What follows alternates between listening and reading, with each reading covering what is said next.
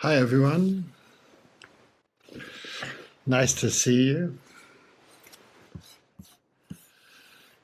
Nice to be here. It's sort of uh, autumnal here with very soft colored. We don't get the dramatic leaves, but very soft colored, persimmon colored leaves and things like that. And it's rather tender, actually, looking at the persimmon leaves of many colors and thinking about persimmons and how delicious they are and how I don't pick enough and eat enough each year. Sort of like that. It's a very sleepy sort of day. So yesterday, some of us spent the whole day with some a koan and sort of long story, which I'll mention later, but was Apuleius's golden ass, and which is a story about transformation, and a lot of other things as well. But the koan we used was, "What is the sharpest sword?" The dialogue. The answer: each branch of coral holds up the moon, and the beauty in each moment, each thing. So each branch of coral holds up the moon. I mentioned yesterday a bunch of us, about 50 of us, we found our place in the ancient story of Psyche and Eros, and how that's it's one of the places when we were looking for a way to connect to Western culture with Zen seemed so marvelous and could lock itself off in Asian forms that seemed a bit sort of stiff and for us in a way that weren't in Asia. And so this is one of the things we found was the notion of psyche joining spirit. It was kind of, anyway, seemed like a good idea. And so I told the story of Psyche and Eros from Apuleius. And it's told in a robber's cave by an old woman who's cooking for the robbers. And and they've taken a hostage who's a young woman and whom they're going to trade back to her parents or guardians or whatever for pay. And the old woman says, "Don't worry, you're too valuable to harm." and so she tells her this amazing story, and the person who remembers the story and narrates it to us is a donkey. So it's full of transformations, and but and that's one of the things is the marriage of Cupid or Eros and Psyche. And that seems relevant to Zen because Zen's so much about the spirit, which is actually Eros. So much about the spirit. And so we need Psyche, and Psyche is always sort of, getting lost and not knowing who she is and stumbling into trouble and becoming greedy and taking the wrong thing and stuff. But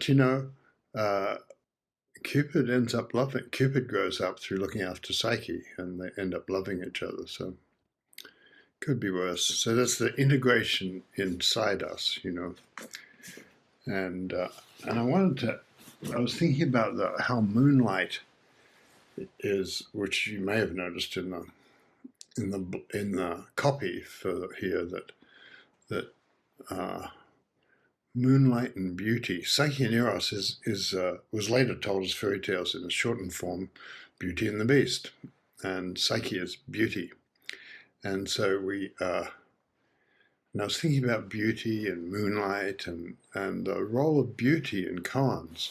That there are koans where it's just the shock of beauty that awakens someone.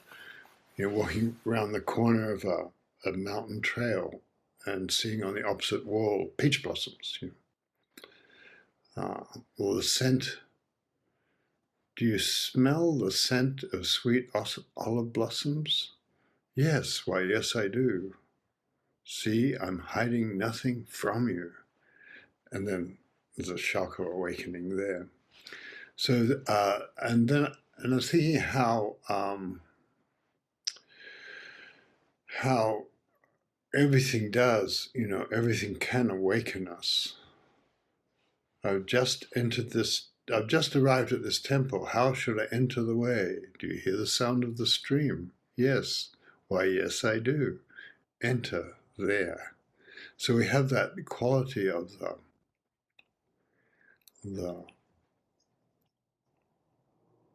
the shock of the beautiful quality of the world awakens us. And in some way we join the world and we participate with it. And so I want to read you something we didn't get to read yesterday, which is part of the story of the golden ass. Is mainly he's gotten locked up in the ass's body because he annoyed a witch by sleeping with someone she didn't want him to sleep with, and he just slept with everybody he possibly could at the beginning of the book, and so he realizes he has to pray to the great goddess. So he prays to Isis, the great goddess, who has many, many names, and the blessed Queen of Heaven. And so he prays, and then does this long, elaborate praise of all her different names, all the different things she does.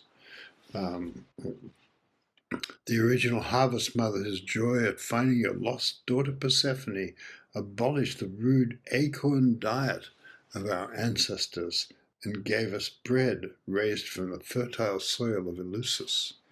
So, yeah, there you go. Otherwise, we'd be eating acorns, and which, a lot of people have and do. But he asked to be turned back into a human being. He can't. He's had enough of an ordeal. And so a lot of like the story of Psyche is also about the ordeal, the ordeal you have to go through to become fully human. And I think I know my very first retreats were like that. I had to go through an ordeal. I had to suffer because my mind was so inflexible. It fought with everything. Tony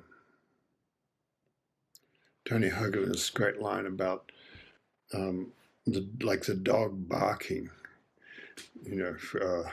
Some fool has chained up this dog who's just barking and barking all the time, trying to get everybody else to take it seriously too, take it personal too. It's like that, I was taking everything personal, as Tony's poem says. So there we are, but to step into the wilderness of Zazen is not to take things so personally, and to have a more generous attitude. And so he said, when I'd finished my prayer and poured out the full bitterness of my oppressed heart, I returned to my sandy hollow, where once more sleep overcame me. He's in the form of a donkey. I had scarcely closed my eyes before the apparition of a woman began to rise from the middle of the sea, with so lovely a face that the gods themselves would have fallen down in adoration of it. First the head, then the whole shining body gradually emerged and stood before me, poised on the surface of the waves. Yes, I will try to describe this transcendent vision, for the human speech is poor and limited. The goddess herself will perhaps inspire me with imagery sufficient to convey some slight inkling of what I saw. Her long, thick hair fell in tapering ringlets on her lovely neck, and was crowned with an intricate chaplet in which was woven every kind of flower. Just above her brow shone a round disk like a mirror, or like the bright face of the moon, which told me who she was. Vipers, snakes rising from the left hand and right hand partings of her hair supported this disk, with ears of corn bristling beside them. And it goes on and on and on with all her attributes, which is sort of rather wonderful. But I just want to give that sort of the feeling of the transcendent quality of life, where we can step into something that's beyond the small human purposes. It's such a great thing. And also, it makes the ordinariness of life possible. And where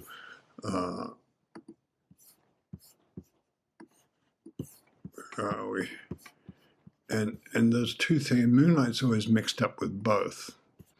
There's that great translation by Howard Norman, who did some wonderful translation work from other traditions too, but this is from the wishing-bone cycle of the swampy Cree. All the warm nights sleep in moonlight. Keep letting it go into you. Do this all your life. Do this. You will shine outward in old age. The moon will think you are the moon. So, there's something really dear about that. The moon will think you are the moon. Li Bai, looking at the moon after rain. Great Chinese poets were very good on this, The heavy clouds are broken and blowing, and once more I see the wide common stretching beyond the four sides of the city. Once more I see the wide common stretching beyond the four sides of the city.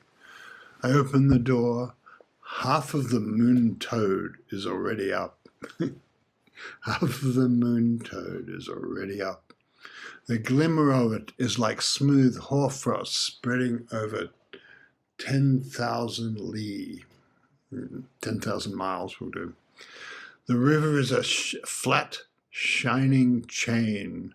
The moon rising is a white eye to the hills. After it has risen, it is the bright heart of the sea. Because I love it so, round as a fan, I hum songs until dawn. So that feeling of being accompanied by life is a tremendous part of koan work. That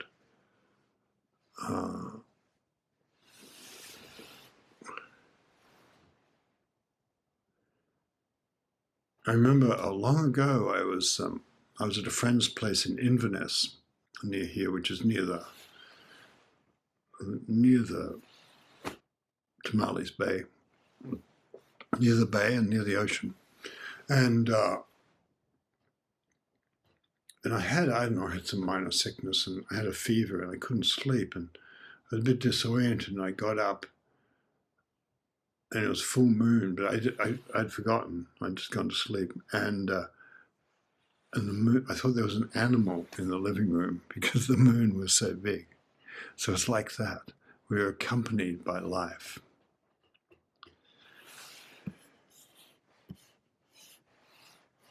And Li Bai has another one. Li Bai liked to drink a lot. I think that his way of, I don't know why he liked to drink a lot, but there was that thing about inspiration and fellowship for him. Drinking alone under the moon, among the blossoms a single jar of wine, no one else here, I ladle it out myself. Raising my cup, I toast the bright moon, and facing my shadow makes three friends. Though moon has never understood wine, and shadow only trails along behind me, kindred a moment with moon and shadow, I've found a joy that must infuse the season. I sing, and moon rocks back and forth. I dance, and shadow tumbles into pieces. Sober, we're together and happy. Drunk, we scatter away in our own directions. Intimates forever, we'll wander carefree and meet again in the river of heaven's distances, the star river's distances.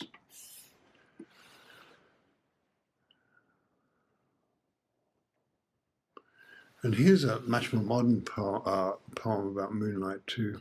Um, the Moon Festival. This is Bei Dao. Lovers holding pits in their mouths make vows and delight in each other till the underwater infant periscopes his parents and is born. An uninvited guest knocks at my door, determined to go deep into the interior of things. The trees applaud. Wait a minute, the full moon and this plan are making me nervous, my hand fluttering over the obscure implications of the letter. Let me sit in the dark a while longer, like sitting on a friend's heart.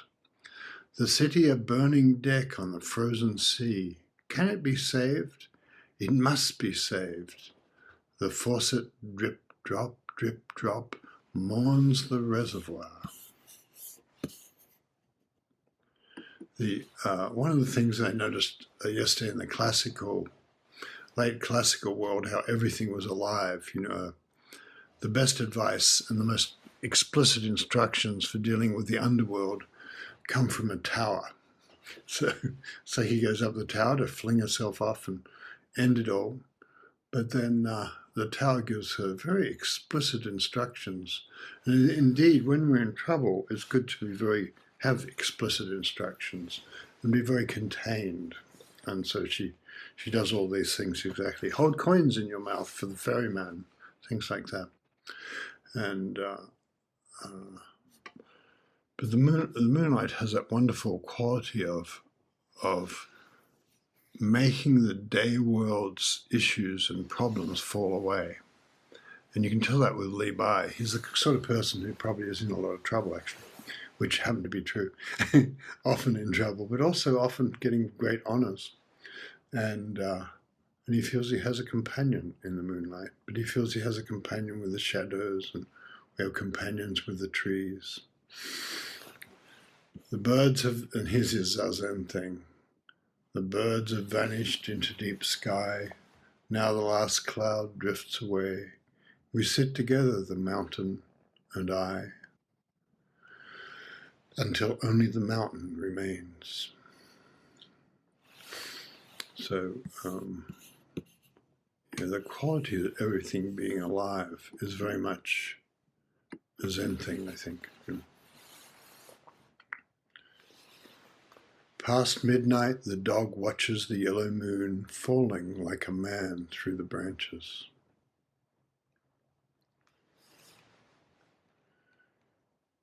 I suppose to say that when we do Zazen, if we do Zazen and we do it together, we become companions to each other for more than just the time we are sitting together in the hall. It's like the moon. The image of the moon follows us around even when it is already sunk. Or we're changed by walking into the living room and seeing the moonlight as a big animal. And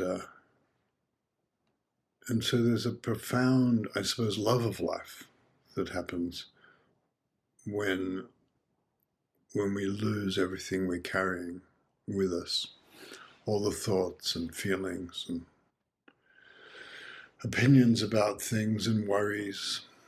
And the worries might turn out to be true, we don't know, but we don't need to carry them with us. And they don't really help us. And so there's a way in which we can like that donkey, we can lay down our burdens and just rest in Zazen. Tess Beasley, do you have anything you'd like to say about, I don't know, whatever we're talking about? What are we talking about? Well,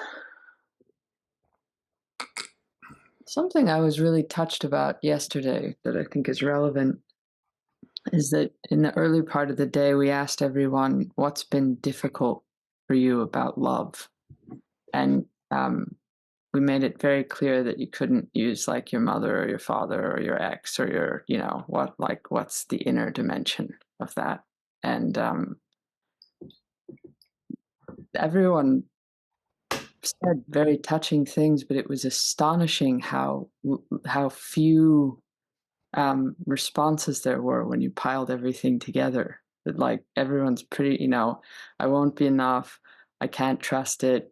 It might annihilate me. I might lose it. I might like, and it all fit. Um, there was no escaping the story, the Psyche and Eros story, when we started kind of laying that out. And you just see, oh, the only way to resolve any of these questions is to take the full journey. Like they all somehow belong to the full journey. And there's absolutely no way, no perfect partner, no convincing, no book, no anything will convince you other than taking the whole ride. Um, and So that's one thing. And I guess the other thing I was thinking about as we were sitting, I really appreciated what you were saying about the objects in the story and how, in so many, the knife that refuses to plunge into Psyche's chest and the lamp that gets excited when Eros is revealed in the light and sputters with desire, and the way that all the things of our lives are accompanying us, that Psyche's not in here so much as it's like the anima mundi, the world soul that we're somehow taking part in. And I was just thinking about, for some reason, you kind of calling that in. I was thinking about just all the objects in my life that have been so kind to me, like a chair. I had this huge chair that I got to pick out when I was like 4 years old, and I curled up in the furniture store, and sort of felt like a dog. I'll take this bed. I'll take, and it was such a good chair to me. Um, or my bed, or my just all the I've had a series of very loyal good cars, and I've had every it just seemed like everywhere I started to look that I just thought, oh yeah, so many things every moment are with me whether I realize it or not. And I think that kind of belongs to the story too. So The world is alive.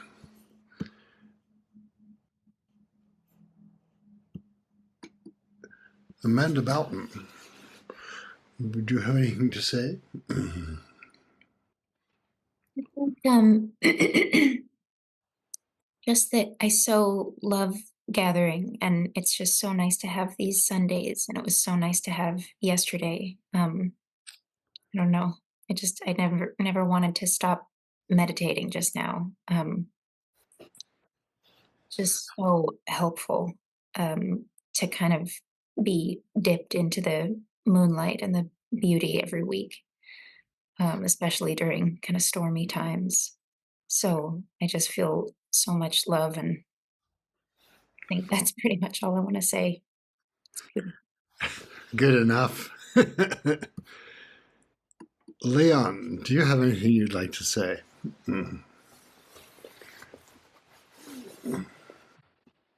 Oh, I like the continuum from yesterday and today, and seeing the familiar faces again. It helps me establish a community, a support. I don't have a favorite car right now, but I once had a favorite truck, and so there are a lot of favorites I'm looking at now, and I'm very, very thankful. Thanks for asking me. Very good. Yeah, there's not a, one of the things I like is there's not a right thing to say. Very good. Um, Allison, did you want to say anything?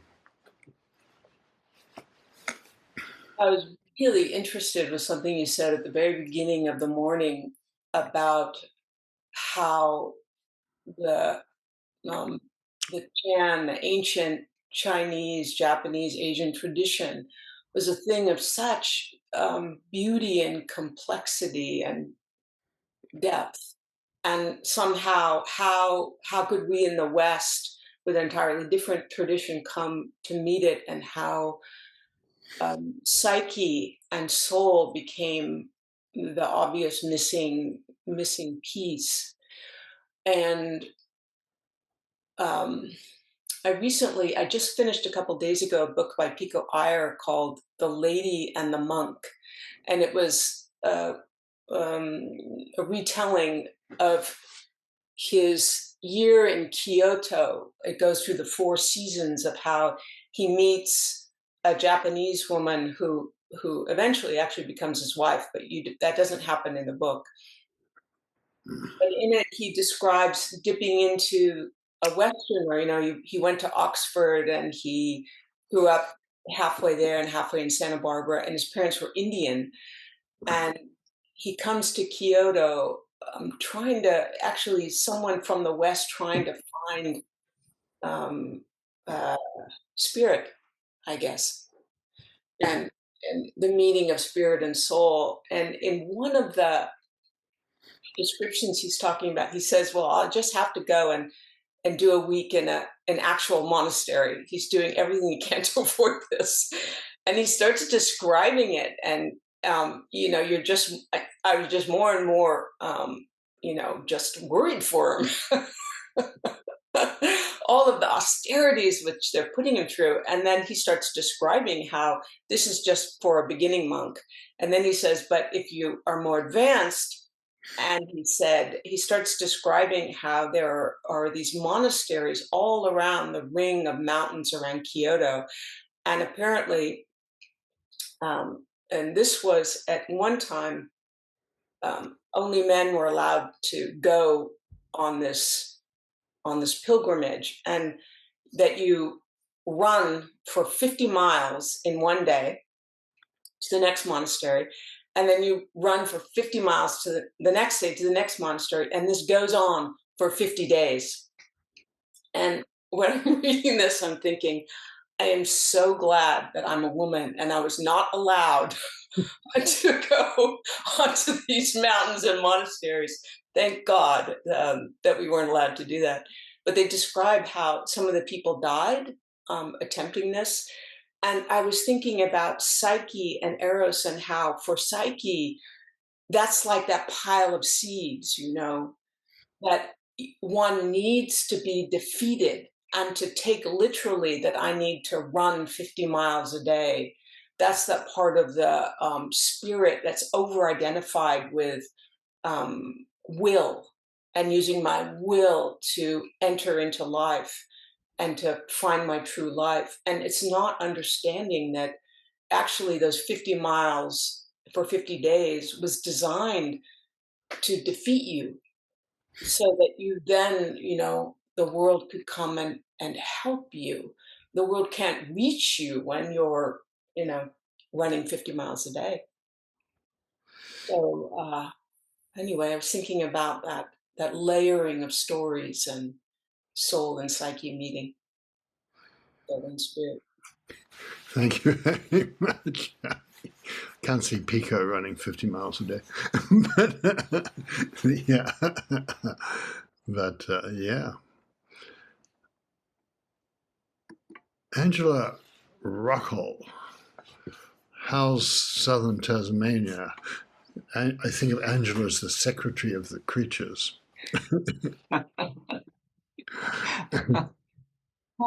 It's cold here, which is welcome from this time of year on, because of fires being more and more a feature. And yeah, but nothing is discouraged. All the nesting and producing of young, etc., is going on.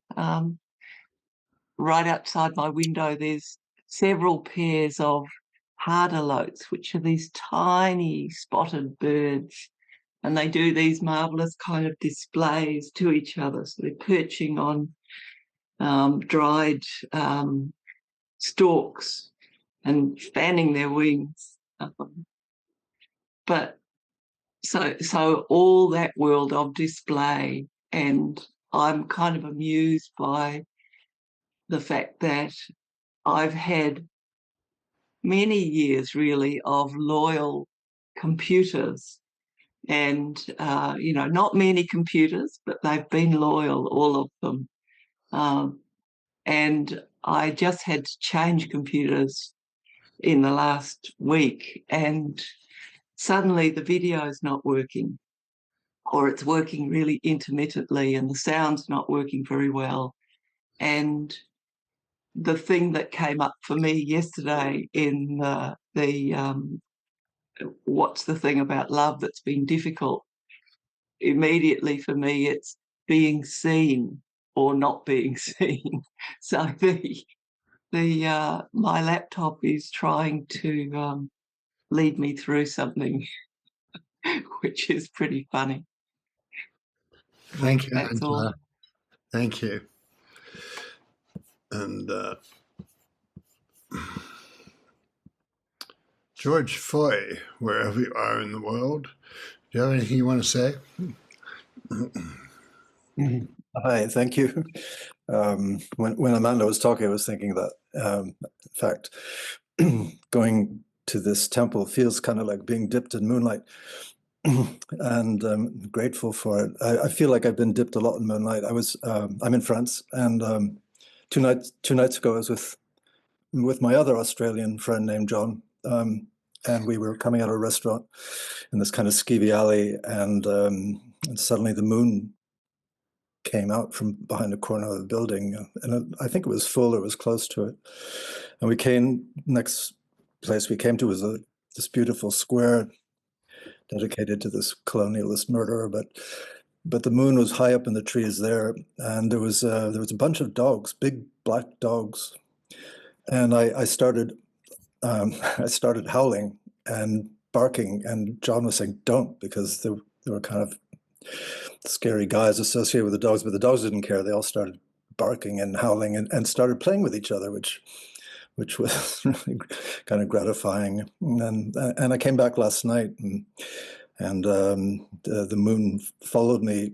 I walked across the river to Paris, in Paris, and we walked past the justice courts where there are all these riot cops with machine guns because they're trying some people who were committed acts of terrorism, and the moon was shining on them and making them much less scary than they would have been otherwise. And I finally got back, and you can't really see it, but in the windows behind me you can just see the tops of Notre Dame Cathedral, and the moon's shining on them as it has done, I guess, for 10 or 11 centuries. And so I felt, came home. The moon was still there. Excellent. Thank you, George. That's wonderful. Amelia, do you have anything you'd like to say? Well, yesterday was so great. It got me into the mindset of the story within the story. And today, the image that came up in the sit today with that was of being a kid and having somebody show. A friend of ours was visiting in Santa Barbara, and he showed us the bulb of a kelp plant, like the root bulb. And I had been seeing kelp my whole life, my whole 12 years of life at that point. And he pried this root bulb apart, and there was this whole universe inside of it. So that was the image that came up today around stories within the stories. But I guess more thinking about like with Psyche and Eros, the stories of love, like our stories of love within our ancestors, our parents, the scope of our lives. Thank you. John Bennett, do you have anything you'd like to say?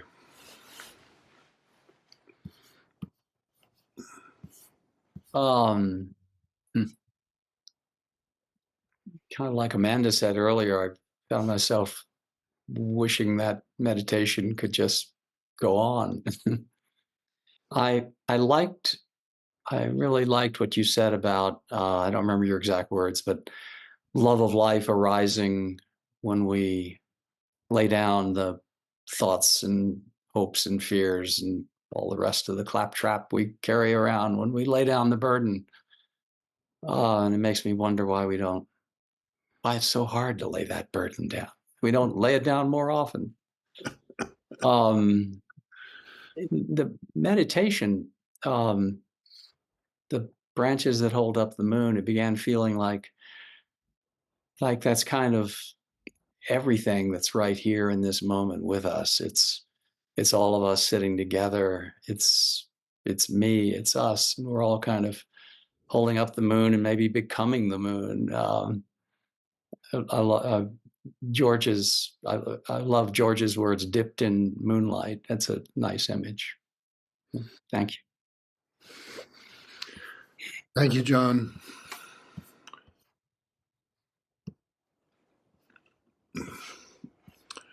Oh, Michelle Riddle.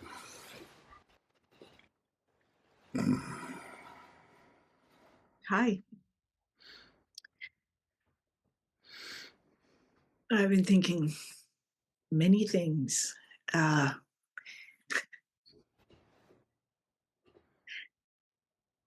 going to share, we're at a beautiful, as John was saying, we're at a beautiful time of year in Northern California, at least to me, sort of the end of fall and the beginning of winter. And I just love it. It fills the inside of me to be outside. And this giant full moon that we've been experiencing the last couple of days, it's so amazing where I live, and the Li-Bai description of it, like the moon peeking over the hillside and everything looking like it's covered with hoarfrost. I thought that's exactly what it's like. It's exactly what it's like, certainly at my house. And it comes up over this small mountain, and I walk outside, and it's just like, it just fills me, just so beautiful. And I always think, how could I share this? But Levi's done that, I guess, and many others. But then I noticed something today I just wanted to share. Like, almost, there's this thought I have about this season and how much I love it, that it has something to do with me growing up in New England, where it was often gray and cold. And on top of that thought, some sort of idea that maybe I belong there. And this morning I thought, no, that's just a thought. I can just love where I am. It has nothing to do with some assessment of where I belong or where it came from or anything else. And it was nice to drop that thought. Excellent. Where are we? Here. Where are we now? Here. Thank you. That's really funny. It's really great. Each branch of coral holds up the moon. The moon is on the tip of each branch. Each branch of coral holds up the moon. Each branch of coral holds up the moon.